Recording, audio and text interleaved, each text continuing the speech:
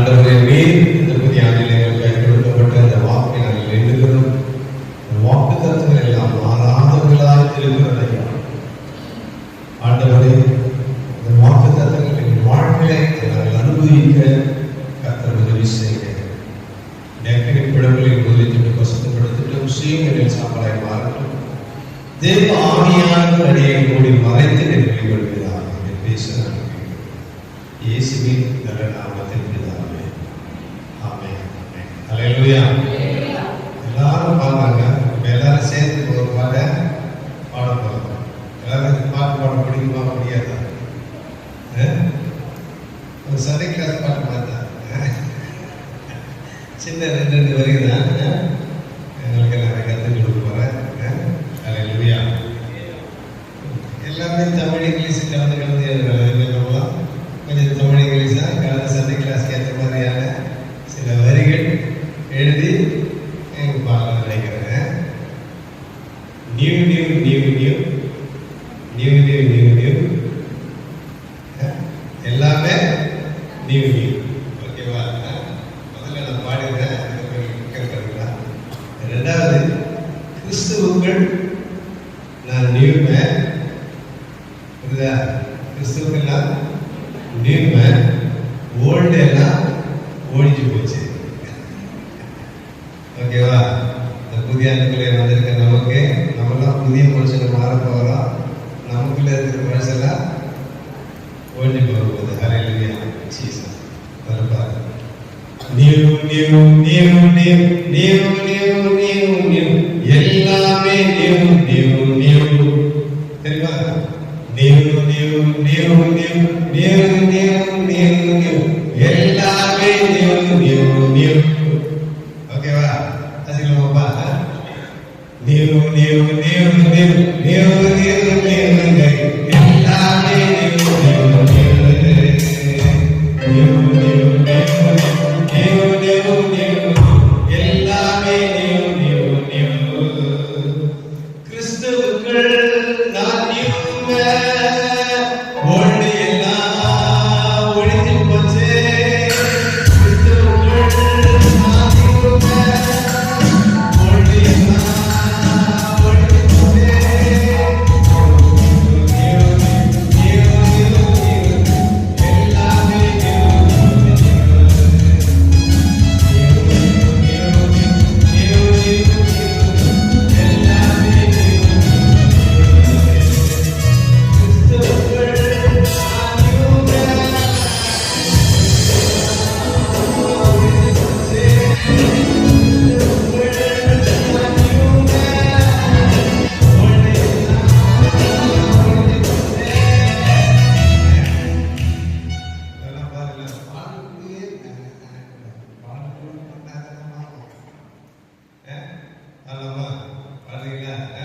Okay, நான் தொடங்குறேன், நீங்க முடிக்கிறீங்க.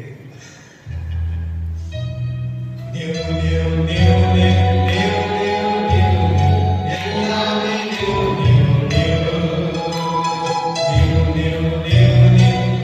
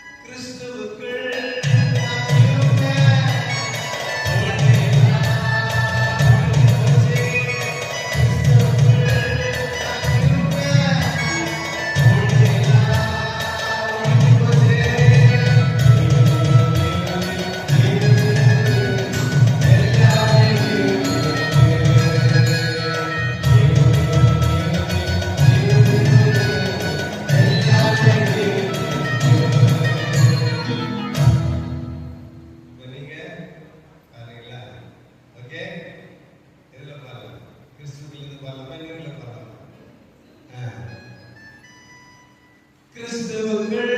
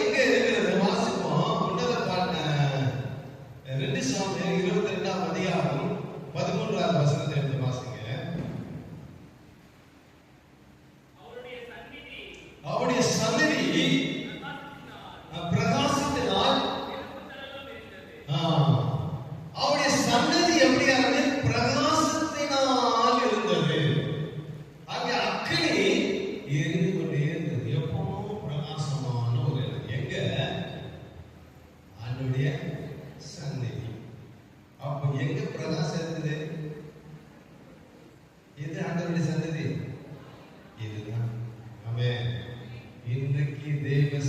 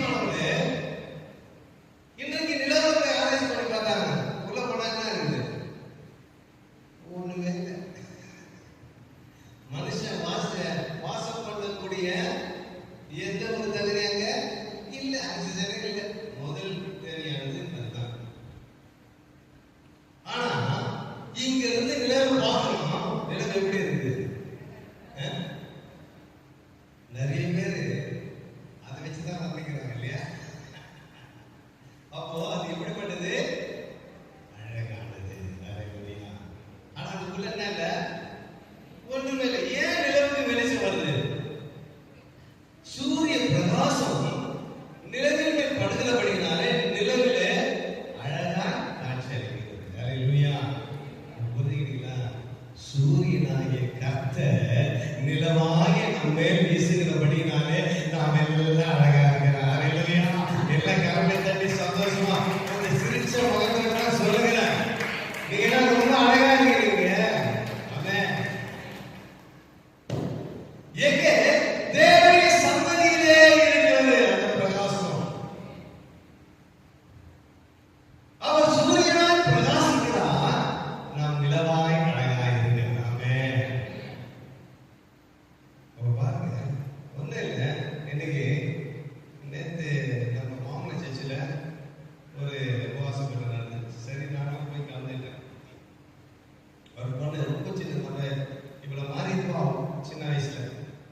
அப்போ என்னை பார்த்து என்ன ஒரே கேள்வி கூட விளையாண்டு இப்போ வந்து அவங்க என்கிட்ட பேசுறேன், அண்ணா நீங்க மட்டும் அன்னைக்கு எப்படி பாருங்க அப்படின்னு நம்ம கோட்டில் கூட பழைய சொன்னீங்க, நீங்க தான் அப்படியே இருக்கிறீங்க. 20 வருஷம் கழிச்சு வீட்டு வந்து இருக்கிறேன். ஆனா நம்ம என்ன அழகு இது எதனால் கிடைக்கிறது? இயேசுவின் பிரகாசத்தின் அல்லேலூயா. நம்முடைய இளமைகள், நம்முடைய அழகுகள், நம்முடைய மேன்மைகள் குறையக்கூடாது என்று சொன்னால் தேவ ஒளி நம்ம மேல் பிரகாசிக்க வேண்டும். அல்லேலூயா. இன்றைக்கு ஆண்டவர் சொல்கிறார், என் முகத்தின் ஒளியை உன்மேல் பிரகாசிக்க பண்ணுகிறவனாய் இருக்கிறேன். ஆனா நிலவுல போனா இல்ல, ஒண்ணுமே இல்லை. ஆனா பார்க்கறது அழகா இருக்கு. அல்லேலூயா. என்கிட்ட வந்தா ஒண்ணே இல்லை, ஆனா பார்க்க அழகா இருக்கு. காரணம் எனக்குள் இருக்கிறவர். ஆமென். அவர் அழகுள்ளவராய் இருக்கிறார். அவருடைய மகிமை எனக்குள்ளாய் இருக்கிறது. அந்த பிரகாசம் எனக்குள்ளாய் இருக்கிறார். அந்த பிரகாசம் எதனால் கிடைக்கிறது? வாசிப்போம். யாத்திராகமத்தின் புஸ்தகம் 34ஆம் அதிகாரம் 29ஆம் வசனத்தை வாசிங்க.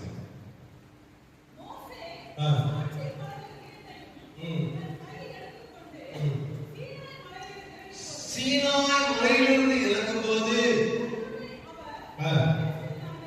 கர்த்தர் அவனோடு பேசினதினாலே அவனுடைய முகம் எப்படி இருந்துச்சா?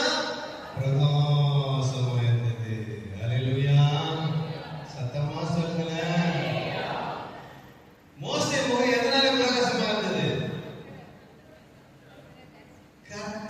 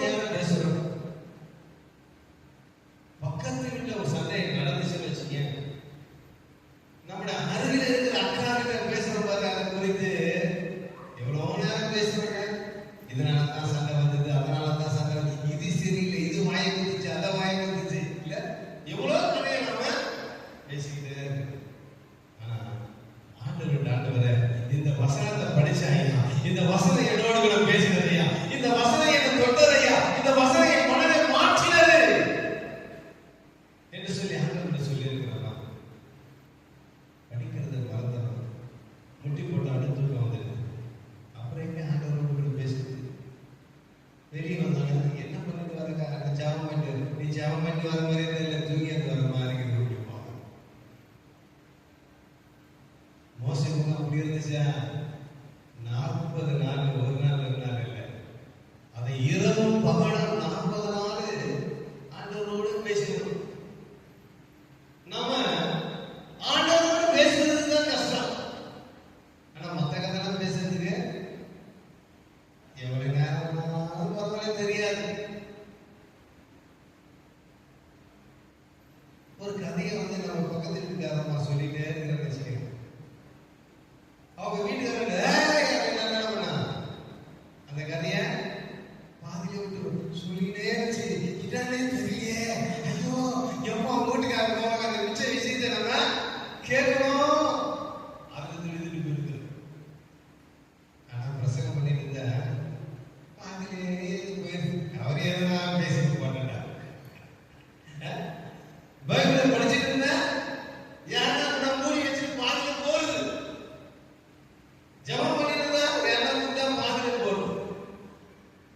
ஆனா மற்றவங்க கதை பேசினா பாதியில போனா நம்ம மனசு கேட்கல. அந்த ஆர்வம் வேதத்தின் மேல் இருக்கணும், ஜபத்தின் மேல் இருக்கிறது. அப்படி இருக்குமானால் உங்கள் முகம் நிலவை போல அழகாக இருக்கும் என்று கர்த்தர் சொல்லுகிறார்.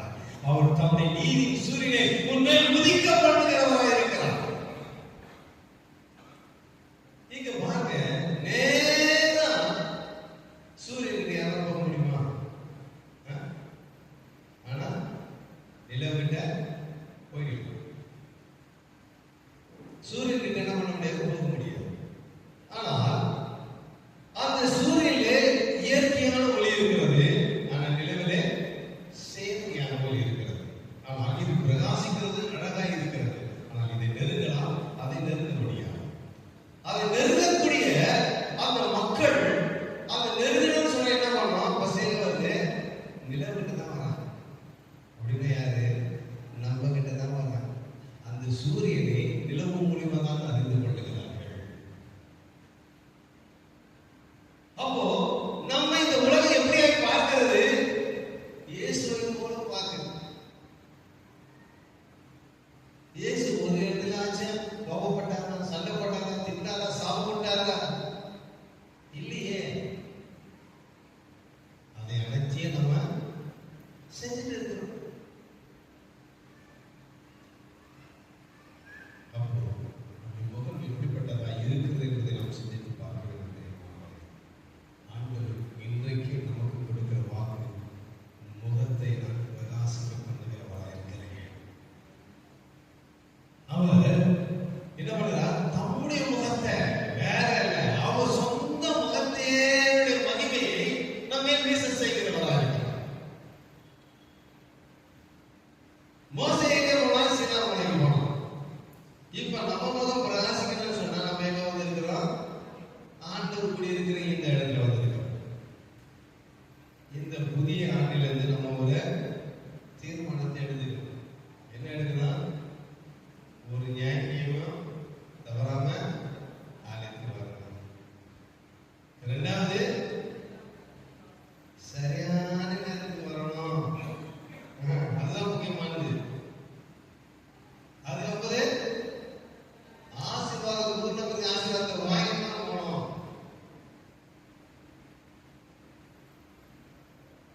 துவக்கத்திலே வரதில்லை, ஆசீர்வாதம் வாங்குதில்லை. ஆசீர்வாதம் யார் வாங்கிக்கிறது? டிசம்பர் ஜனங்களுக்காகவும் இந்த இசைக்கருவிக்கும் மைக்கு தான் வாங்கிக்கணும். அந்த ஆசீர்வாதத்தை வாங்காத பாட்டு, கடைசி பாட்டு பாடினாங்களா, காணிக்கை பாட்டமா முடிஞ்சிச்சு. என்ன ஆச்சுன்னா ஆண்டவர்களுக்கு இந்த மாதிரி ஆயிடுச்சு. ஆண்டவர் குத்தாச்சு முடிஞ்சிச்சு, போடா அப்படின்ற மாதிரி கர்த்தரதை விரும்புகிறவர் அல்ல. அப்படியானால் இந்த புதிய ஆண்டில் ஒரு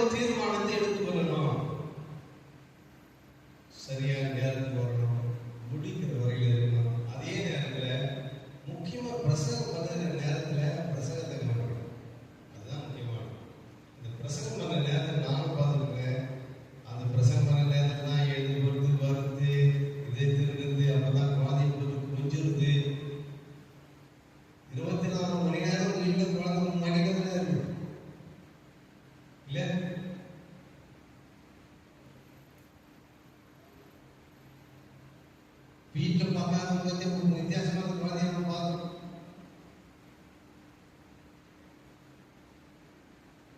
பிரசங்க நேரங்களிலே நம்ம என்ன பண்ணோம்? தேவன் பயபக்திக்குரிய ஆராதனை சொல்லப்படும். பயபக்தியோடு நம்ம ஆராதிக்கணும். ஆண்டவருக்கு நாம முதலிடத்தை கொடுக்கணும், நேரத்தை கொடுக்கணும். நாம ஒவ்வொரு நாளும் நம்மளுடைய வேலைக்கு போகிறதா இருந்தாலும் சரி, என்ன பண்ணா பள்ளிக்கு போகிறதா இருந்தாலும் சரி, காலேஜுக்கு போகிறதா இருந்தாலும் சரி, நம்ம என்ன பண்ணோம்? வேக வேகமாக போய் போகிறோம். ஏன்? பஸ் மிஸ் ஆச்சுன்னா அந்த பஸ் வர லேட் ஆகும். நம்ம வேன் வச்சிருக்கோம், ஆண்டை வச்சிருக்கோம் இல்லையா? பஸ்ஸை விட பல மடங்கு அதிகமாக இருக்கும். அந்த ஆண்டாக்காரங்க வேனுக்காரங்க நம்ம லேட்டா போனா விட்டுட்டு போயிடுவோம். ஆனா மாசம் மாசம் நம்மளுக்கு பணத்தை கட்டியாகும். பயந்து போகும். ஆண்டோடைய ஆராதனைக்கு நம்ம எப்படியா இருக்கிறோம் என்று சிந்தித்து பாருங்க. இந்த புதிய ஆண்டிலே ஒரு நல்ல தீர்மானத்தை நம்ம எடுத்துக்கொள்ள வேண்டும். பிரியமானவர்களே, ஆண்டவர் ஃபர்ஸ்ட் என்ன செய்கிறார்? அவருடைய முகத்தை பிரகாசம் பண்ணுகிறவராக. இரண்டாவது வாசிப்போம். யோபு சரித்திர புஸ்தகம் 29ஆம் அதிகாரம் 3ஆவது வசனம் வாசிப்போம்.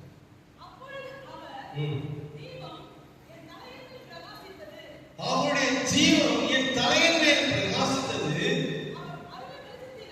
அவர் அருளிய வெளிச்சத்தினாலே இருளை கடந்து போனேன். அல்லேலூயா. சத்தமா அல்லேலூயா சொல்லுங்க. தூங்குறவங்க அல்லேலூயா சொல்லுங்க. பரவாயில்லை, எல்லாம் வீழ்பாருங்களா தூங்கிட்டீங்களான்னு தெரியல.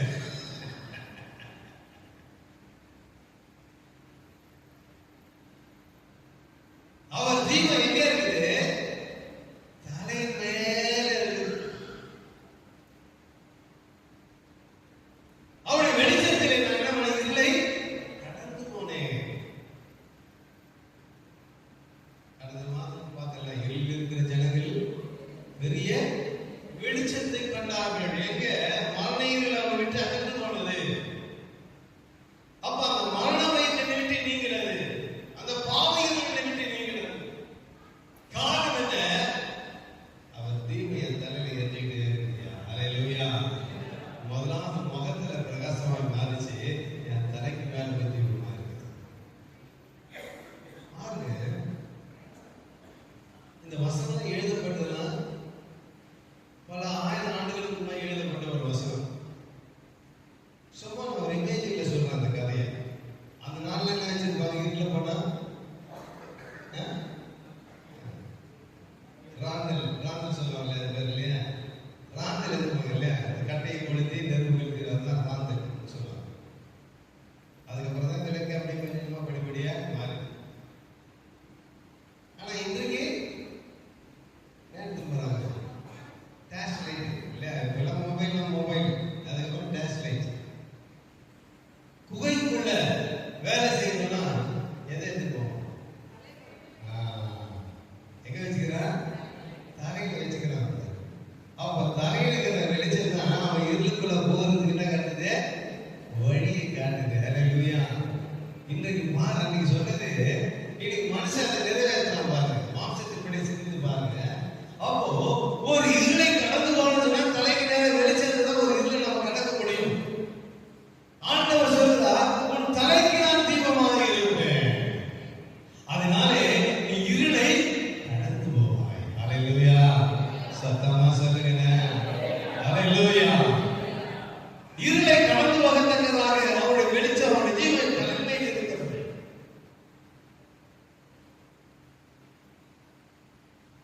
முதலாவது நம்முடைய முகத்தை பிரகாசிக்க பண்ணினார். இரண்டாவது இருளை கடந்து போகத்தக்கதாக அவருடைய தீபம் அவருடைய தலைமையில் இருக்கு. அந்த வெளிச்சத்தினாலே நான் இருளை கடந்து போகிறேன். மூன்றாவது வாசிப்போம். அதே யோபிலே 33ஆம் அதிகாரம் 29ஆவது வசனத்தை வாசிப்போம்.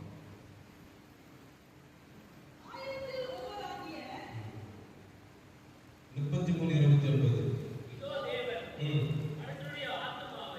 மனுஷனுடைய ஆத்மாவை படுகுழிக்கு விளக்குகிறதும் ஜீவனுள்ளவருடைய வெளிச்சத்தினாலே பிரகாசிப்பதற்குமா இருக்கிறது.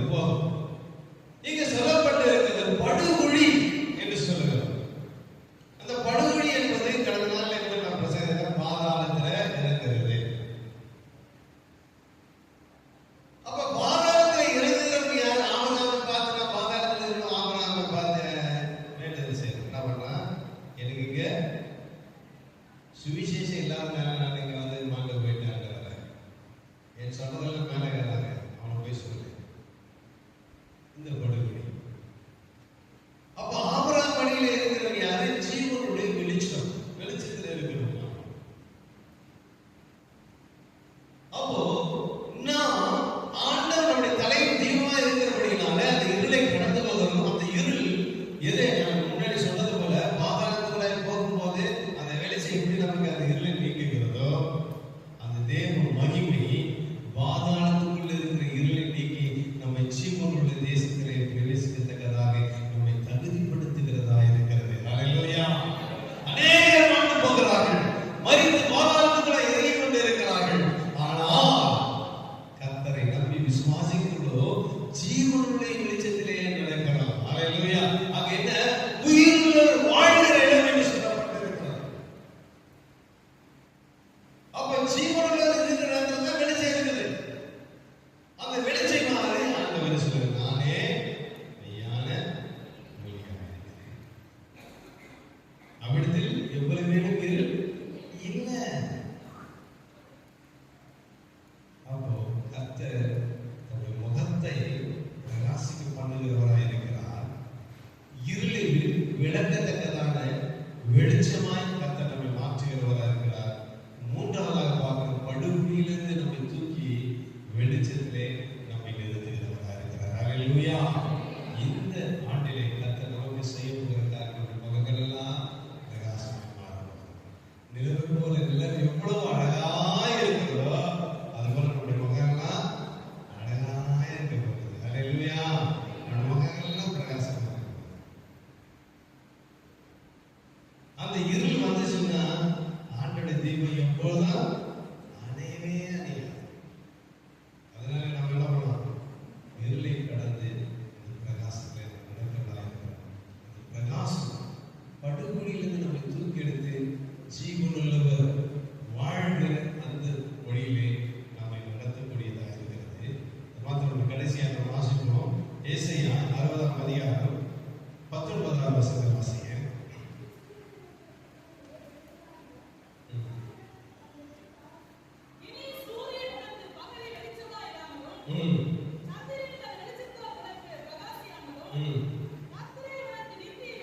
கர்த்தரே உனக்கு நித்திய வெளிச்சமாய் இருக்கிறார் என்று சொல்லப்பட்டது. ஆண்டவர் தான் நம்முடைய வாழ்க்கையில் நித்தியமான வெளிச்சம். அப்போ ஆண்டவர் இங்கே எங்கே இருக்கிறார்? அவருடைய சன்னதியிலே பிரகாசம் இருக்கிறார். அந்த சன்னதிக்குள்ளே வரக்கூடிய முகங்கள் எல்லாம் பிரகாசமாய் மாறும். அந்த சன்னதியில வந்து வெளியே கடந்து வரும்போது நாம் மீண்டும் வெளிச்சிக்கிக் கொள்ளாதபடிக்கு நம்முடைய தலைகளெல்லாம் அவர் தீபமாயிருந்து அந்த இருளை கடக்கத்தக்கதாய் கர்த்தர் மாற்றுகிறவராய் இருக்கிறார். அது மாத்திரமல்ல, நாம் படுகொலியிலே விழாதபடிக்கு ஜீவனுள்ள நடக்கத்தக்கதான நல்வழியிலே அவர் நடத்துகிறவராய் இருக்கிறார். அந்த ஜீவனுள்ள தேசத்தில் பிரவேசிக்கிற நமக்கு எப்படிப்பட்ட வழியா இருக்கிறது? அது நித்திய வெளிச்சமாக இருக்கிறது.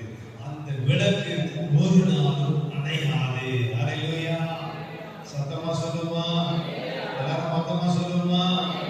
அந்த விளக்கு ஒரு நாளும் அணையாது. இதுதான் கர்த்தர் நமக்காய் கொடுக்கிற நித்திய வெளிச்சம். அதுதான் நான் சொல்றேன். சுவிட்ச் ஆஃப் பண்ணா லைட் ஆஃப், கரண்ட் போயிடுச்சுன்னா லைட் போயிடும்.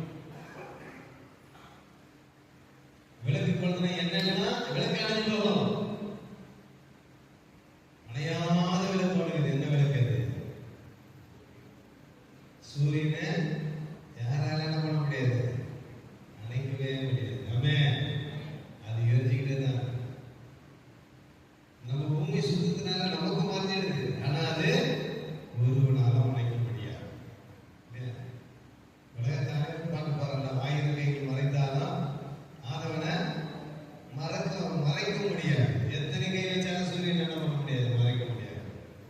அப்ப இந்த உலகத்துல எந்த வல்லமையானாலும் எந்த தீய சக்தியினாலும் அந்த சூரியனை மறைக்க முடியாது. அது நித்திய வெளிச்சமாக இருக்கிறது. அதுக்கு எதிரிடையாக இருக்கிறது. அவரை பின்பற்றுகிற நிலமாய் இருக்கிற நம்ம மென்மையாய் பிரகாசிக்கத்தக்கதாக, அழகாய் பிரகாசிக்கத்தக்கதாக கர்த்தர் நம்மை மாற்றுகிறவராய் இருக்கிறார். ஹல்லேலூயா. அந்த நித்திய வெளிச்சத்திலே நாம் என்னென்னமா நாம் வாழ்கிறவர்களாய் இருக்கத்தக்கதாக அந்த நித்திய வெளிச்சத்திலே நாம் நடத்துகிறவருமாய் இருக்கிறோம். அந்த மகிமையை நாம் பெற்றுக்கொள்ளத்தக்கதாக இந்த புதிய ஆண்டிலே கர்த்தர் நம்முடைய வாழ்க்கையிலே ஆசீர்வாதங்களை அளிப்பார்.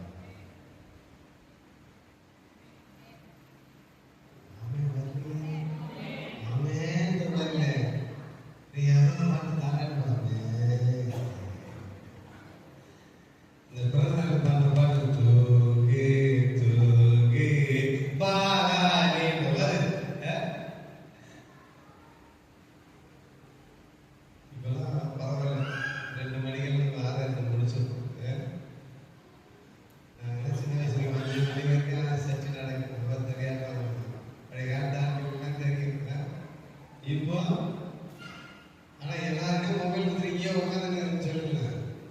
விடிய விடிய தூக்கம் வராது யாருமே.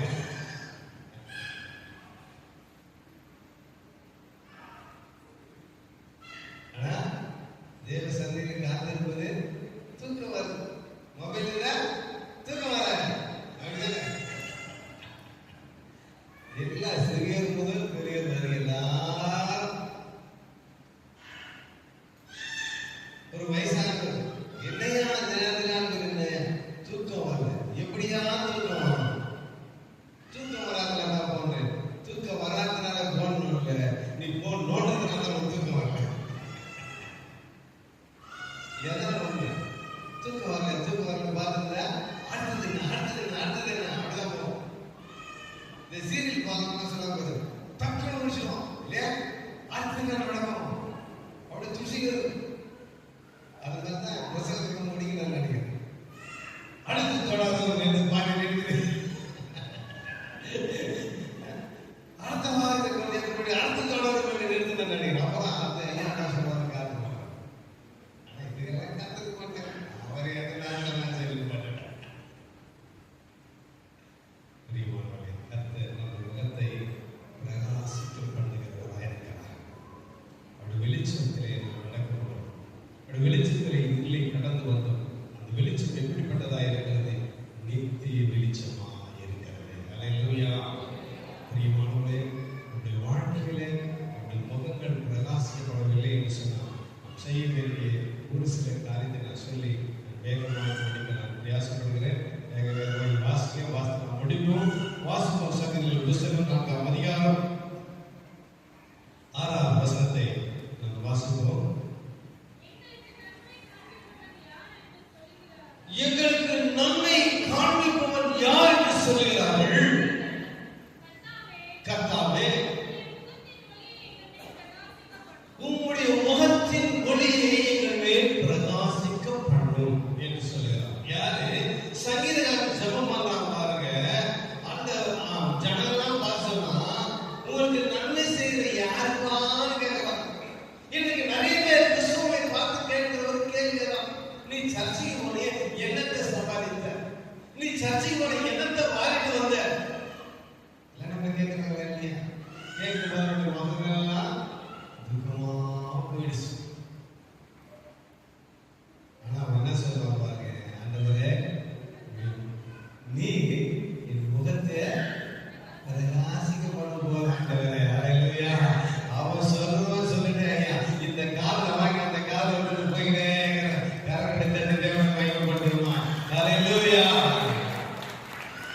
உங்களுக்கு நன்மை காண்பிப்பவன் யார் என்று சொல்கிறார்கள். அது எப்படி அறிந்து கொள்ள முடியும்? என் முகம் பிரகாசமா இருக்குதுன்னு சொன்னா அவ வாழ்க்கையில நன்மை இருக்குன்னு. அவ முகம் துக்கமா இருக்கிற நன்மை இல்லைன்னு அர்த்தம். அதான் சொல்ல என் முகத்தை பிரகாசிக்க போனான்.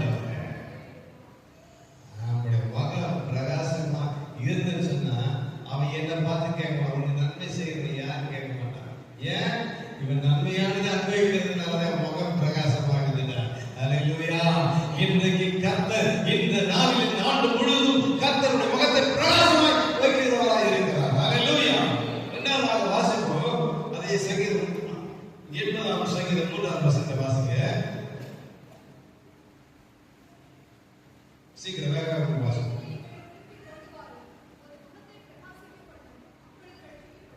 ஆமென். ஆண்டவரே, அந்த முகத்தை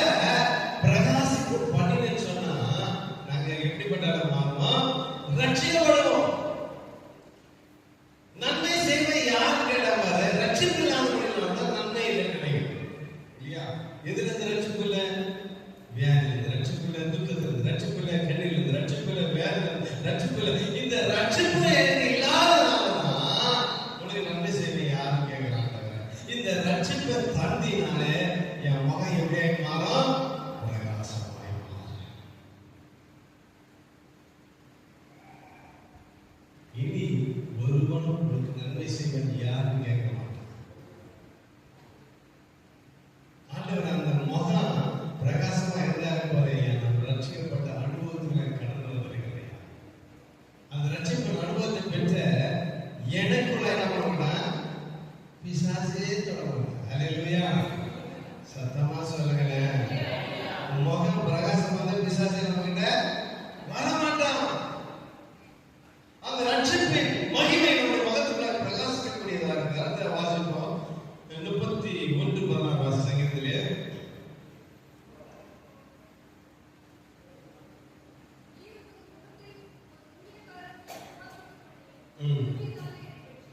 கிருபையினாலே அந்த ரட்சிப்பு எதிலே கிடைக்குது? கிருபையினாலே ரட்சிப்பு கிடைக்குது. அப்போ கிருபை கிடைச்சா ரட்சிப்பு உண்டாகும். ரட்சிப்பு வந்துச்சுன்னா என் வாழ்க்கையில நன்மை உண்டாகும். அல்லேலூயா. அப்படியே இருக்கிற கிருபையினாலே ரட்சிப்பு, ரட்சிப்பினாலே நன்மை. ஆமென்.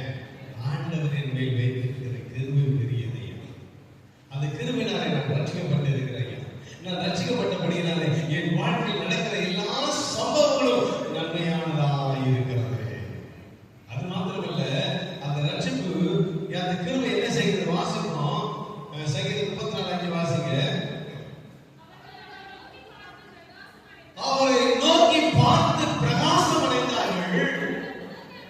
அவர்கள் முகங்கள் ஒரு நாள் வெட்கப்பட்டே போவதில்லை. எல்லா காரணங்களை தட்டு தேவனை மகிமைப்படுத்துமா? ஆண்டவரை நோக்கி பார்க்கிற முகங்கள் ஒரு நாள் வெட்கப்பட்டே போகாது. அது பிரகாசம் உள்ளதாய் மாறும் என்று கர்த்தர் சொல்லுகிறார். கடைசியா நம்ம வாசனம் படிக்க போறோம். சங்கீதம் 67:2 வாசிங்க. எங்களுக்கு இறங்கி எங்களை ஆசீர்வதித்து எங்கள் முகத்தை மேல பிரகாசிக்கிறார். கடைசியா நம்ம கேட்கிறோம், நன்மை செய்வாய் யாரு கேட்கிறோம்? கிருபையினாலே ஆண்டவரே நாங்கள் ரட்சிக்கப்பட்டோம். நன்மை உண்டானதையா? அந்த நன்மை எதனாலே மக்கள் அறிந்து கொள்வார்கள்? நீர் எங்களை ஆசீர்வதிக்கிறதுனால அல்லவா? நீர் எங்களை ஆசீர்வதிக்கிறதுனால அல்லவா? அந்த ஆசீர்வாதம் நமக்கு வந்துடுச்சுன்னு சொன்னா நம்ம முகம் பிரகாசமா இருக்கிறது. இன்றைக்கு சங்கீதக்காரன் வேண்டினது போல நம்ம ஆண்டவரை நோக்கி வேண்டும் போது கர்த்தர் கிருபையினாலே நம்மை ரட்சித்து நன்மை உண்டாகத்தக்கதாய் அவர் செய்கிறவராக. அந்த நன்மை எதனாலே நாம் அறிந்து கொள்ளும்? கர்த்தர் நம்மை ஆசீர்வதிக்கிறதுனாலே. இன்றையிலிருந்து கர்த்தர் உங்களை ஆசீர்வதிக்கத்தக்கதாக, உங்கள் முகம் பிரகாசமாக இருக்கத்தக்கதாக கர்த்தர் நன்மையினால் கிருபையினால் அவர்களை முடிசூட்டுகிறவராக இருக்கிறார். அல்லேலூயா. சத்தமாக சொல்லுமா? சத்தமா சொல்லுமா? சிரிச்ச முகத்தை